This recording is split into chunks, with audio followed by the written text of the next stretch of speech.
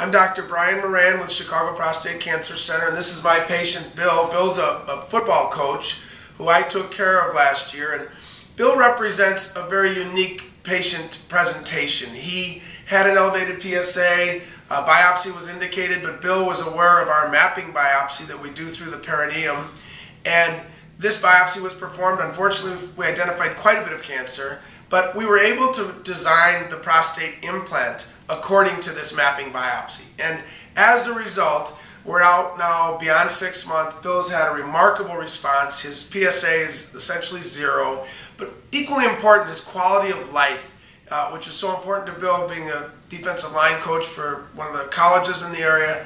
And I think I'm going to let Bill tell you, how did it go, Bill?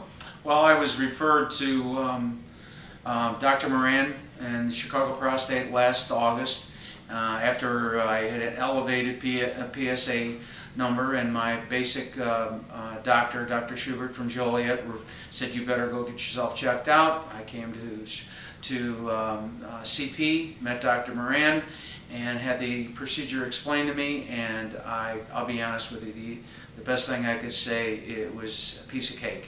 It was an amazing procedure. I wouldn't have known I had anything done with me.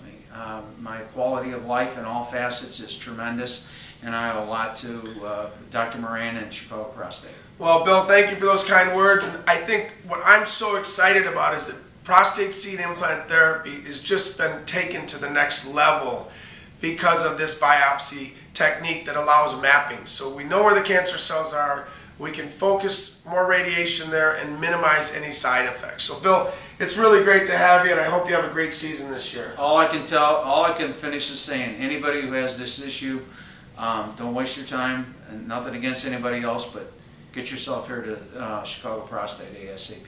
Thanks, Bill. Thank you.